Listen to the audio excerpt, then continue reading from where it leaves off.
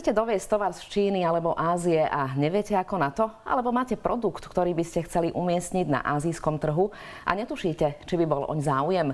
Pomôcť vám môže spoločnosť, ktorá už dlho buduje obchodné vzťahy s touto časťou sveta a jej cieľom je prepájať lokálnych podnikateľov s azijskými dodávateľmi. V štúdiu Teatry vítam riaditeľku Infinity Standard Michaelu Královičovú. Prajem vám pekný večer, vítajte v štúdiu Teatry. Dobrý večer, ďakujem. Rada som, že ste prišli. No ale moja prvá otázka smeruje tam, že prečo ste sa rozhodli sprostredkovávať obchod práve s touto časťou sveta?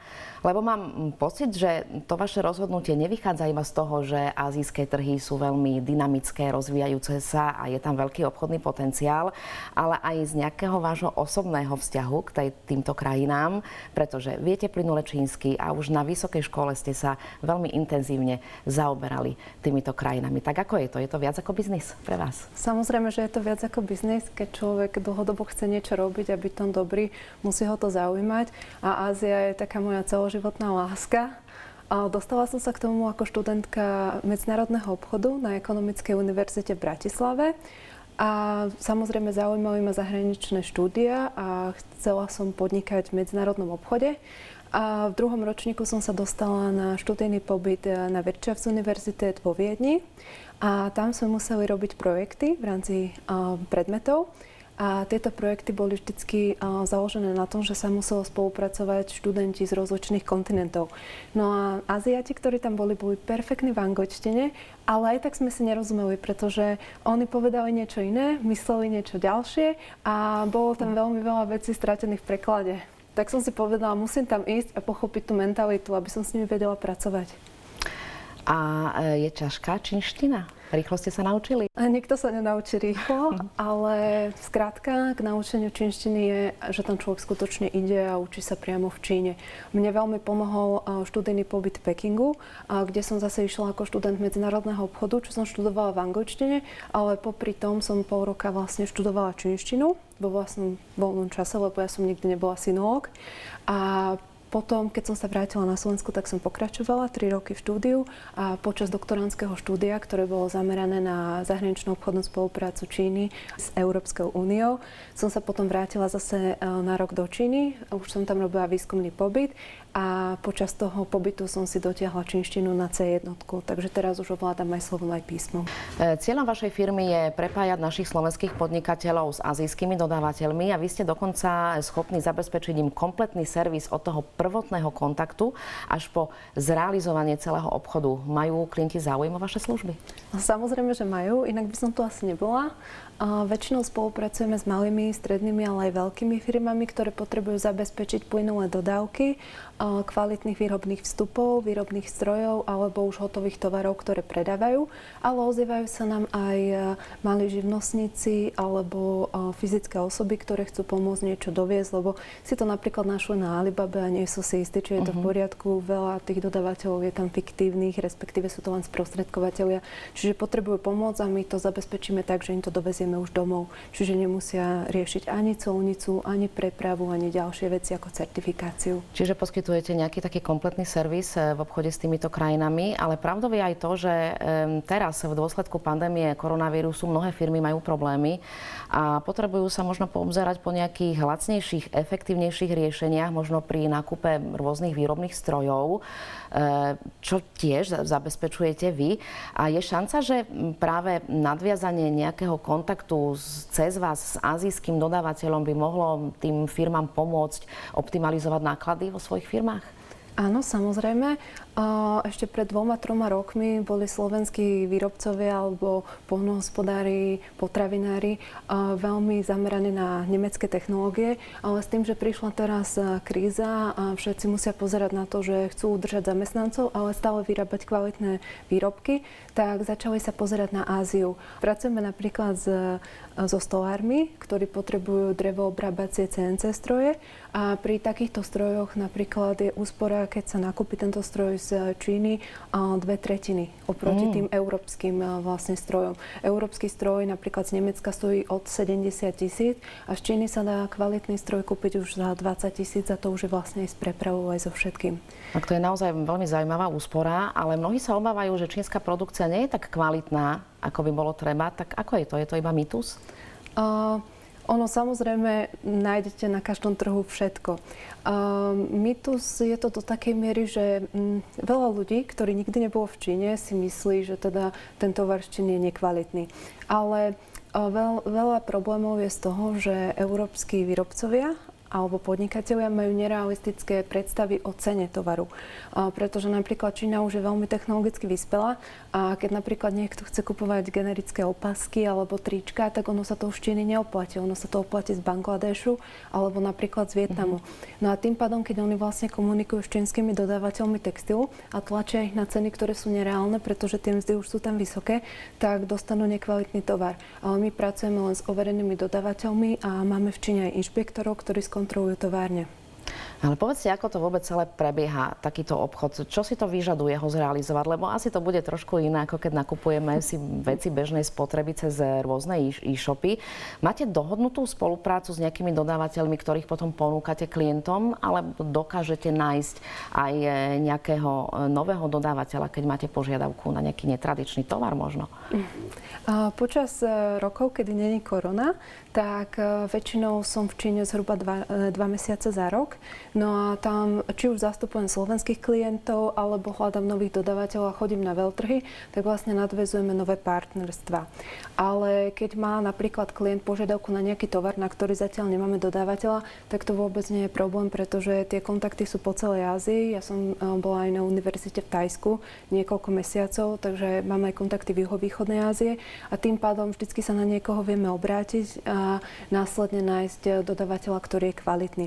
A taktiež ďalšia vec, ktorú robíme je, že keď už si napríklad niekto našiel na internete nejakého dodávateľa, tak ho vieme overiť, skontrolovať, či je to legitímna firma, či to nie je sprostredkovateľ. Vieme urobiť audit továrne s tým, že tam prídu naši ľudia, ktorí žijú v Ázii, urobia fotodokumentáciu, čiže dáme zelenú, že je to v poriadku, môže sa realizovať obchod. Tak vidím, že skúsenosti sú naozaj bohaté, ale aká je spolupráca s ľuďmi v týchto krajinách? Predsa len oni majú úplne inú mentalitu. Treba to nejak zohľadniť pri tých rokovaniach? Na čo možno špeciálne dbať? V čom sú iní? Alebo stala sa vám možno už aj nejaká príhoda, kedy ste možno niečo pokazili a bola to pre vás tiež cenná skúsenosť? Už najmä čínsky dodávateľia, ktorí majú veľmi veľa skúseností so zahraničnými kupujúcimi, tak tí sú veľmi tolerantní. Pri komunikácii cez internet, na diaľku, v podstate neexistuje nič, čo by ste mohli pokaziť, všetko vám odpustia. Keď už ste v Číne, tak oni veľmi dbajú na to, že neodmietnete ich pohostinnosť, čiže vždycky zabukujú nejaký super luxusný hotel, reštauráciu a chcú, aby ste sa zúčastnili, aby ste s nimi pili až do ranných hodín a tiež ako nemôžu povedať nie ich karaoke. Tam vždycky vlastne obchodné stretnutie skončí tým, že si idú všetci zaspievať karaoke. Takže je to aj také, že je to proti našej kultúre, ale musíme sa prispôsobiť. Ale nie je to také, že by potom už s nami nechceli obchodovať. My doteraz sme hovorili skôr o nákupe tovarov z Ázie smerom na Slovensko, čiže o importe, ale obchod funguje opačne. Tak ja sa pýtam, či môžeme hovoriť aj o nejakom významnejšom exporte nejakých slovenských produktov do Ázie, alebo aj konkrétne Číny. A či vôbec Slovensko má také produkty, ktoré by v Číne mohli mať potenciál a mohli byť obľúbené? Čína je najväčší spotrebiteľský trh, takže dopyt tam je obrovský. Majú záujem o technológie, o vyspelé vedecko-technické veci, ktoré ešte zatiaľ sami nevyrobili. A majú obrovský záujem aj o európske potraviny. To znamená, že napríklad naši mliekári alebo vinári sa tam vedia presadiť. Len problém je vo veľkom množstve v tom, že slovenské firmy sa vždy pozerajú na Čínu ako na jeden obrovský trh. A oni sa snažia akože vo vlastnej línii komunikovať s obrovskými importérmi čínskymi potravín napríklad, alebo najväčšími importérmi vín, lebo iba k tým sa vedia dostať, pokiaľ nevedia po čínsky.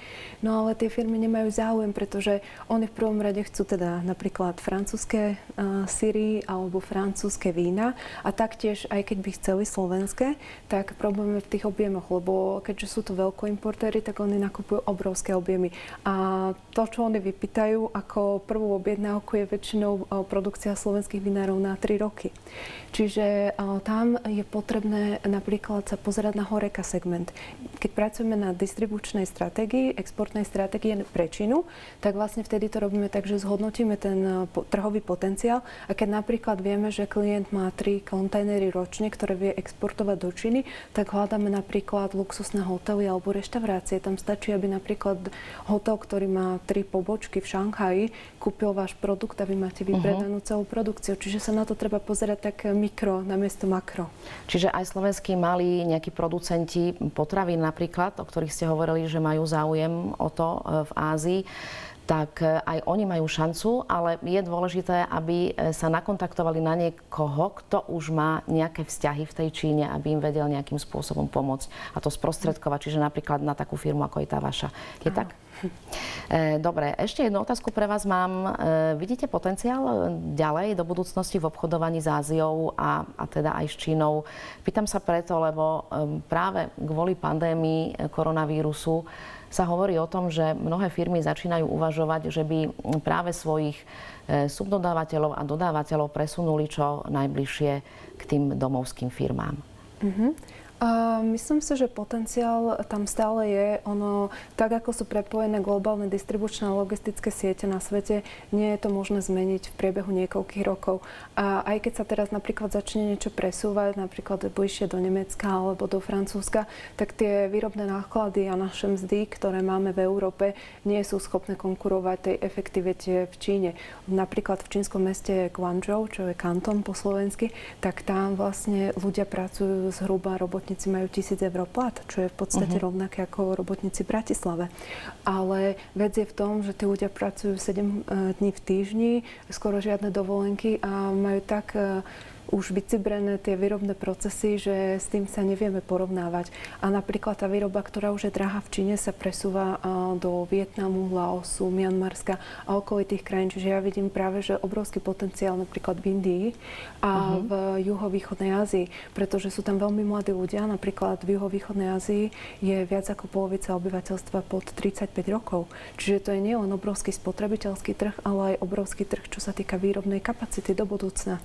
A toto Európa mať nebude. A spomenuli ste Indiu, znamená to, že sa začnete pomaličky orientovať aj napríklad na tento trh viac ako doteraz? Máme už za sebou prvé importy z Indie a určite je to zaujímavé, pretože napríklad teraz sme doviezli potravinársky stroj z Indie, všetko prebehlo v poriadku, len som bola prekvapená, pretože keď sme zariadovali prepravu, tak ono podľa mapy by to malo byť, že to musí byť za nejakých 15 dní. Ale nejako to skončilo z Indie v Singapúre a následne to trvalo ešte dlhšie, ako keď to dovezieme niekde z japonských hraníc pri Číne. Dobre, tak ja vám prajem, nech sa vám darí, prajem vám veľa obchodných úspechov a samozrejme aj tých iných. Želám vám ešte pekný večer, dovidenia. Ďakujem pekne a ja vám. Rozprávala som sa s Michailou Kráľovičovou zo spoločnosti Infinity Standard. Prajem vám ešte pekný večer a ďakujem za pozornosť.